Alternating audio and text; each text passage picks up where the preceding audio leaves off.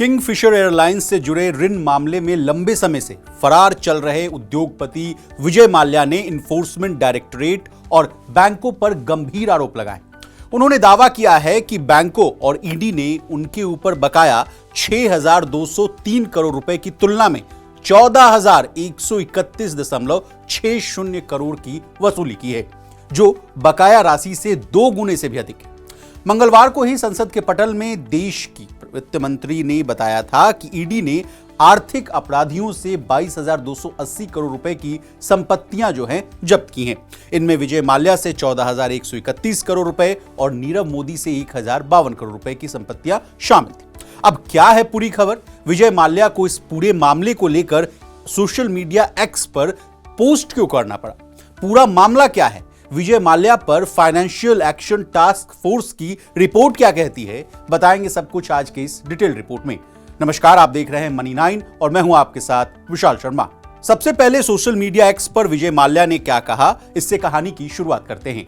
X पर एक post में माल्या ने कहा कि डेट रिकवरी ट्रिब्यूनल ने किंगफिशर एयरलाइन का लोन 6,203 करोड़ रुपए आंका था, जिसमें 1,200 करोड़ रुपए का ब्याज भी शामिल था।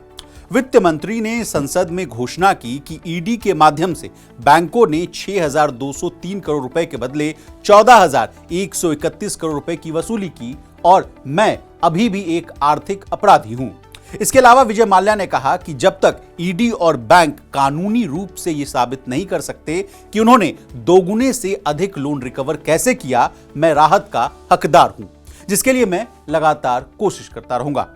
अब आपके मन में यह सवाल जरूर आ रहा होगा कि ईडी ने ऐसा कैसे कर दिया, तो चलिए इसके पीछे की कहानी को डिकोड करते हैं।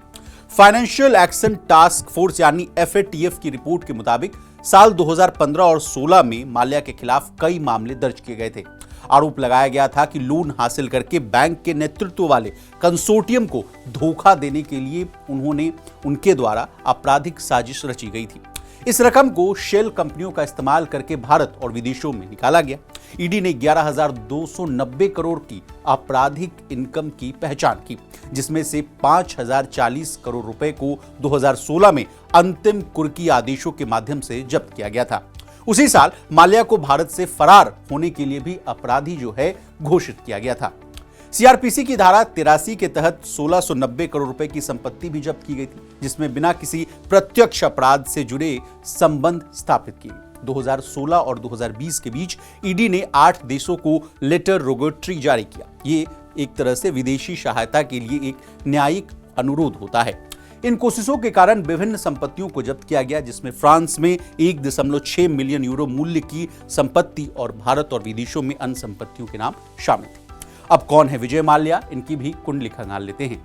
विजय माल्या कभी किंग ऑफ गुड टाइम्स के नाम से मशहूर थे। उन पर भारतीय बैंकों से करीब 9,000 करोड़ रुपए का ऋण यानी लोन लेकर चुकता न करने का आरोप है। 2016 में देश छोड़ने के बाद वो ब्रिटेन में रह रहे हैं। भारतीय एजेंसियां लगातार उनके प्रत्यर्पण की मांग कर रही है। माल्या के आरोपों पर अभी तक ईडी या भारतीय बैंकों की ओर से कोई प्रतिक्रिया नहीं आई है। हालांकि पहले ईडी ने दावा किया था कि माल्या की संपत्तियों को जब्त कर उन्हें नीलाम किया गया, जिससे वसूली की गई। बता दें, माल्या का यह बयान जो है तब आया है जब भारतीय अदालतों में उनके खिलाफ कई मामले लंबित हैं। उनके इस बयान से कानूनी विवाद और गहराने की संभावना है। अब जाते जाते मंगलवार को वित्त मंत्री निर्मला सीतारमण ने लोकसभा में विजय माल्या को लेकर क्या कहा था, जिससे ये पूरा विवाद या मामला जो शुरू हुआ है ये भी जान लीजिए।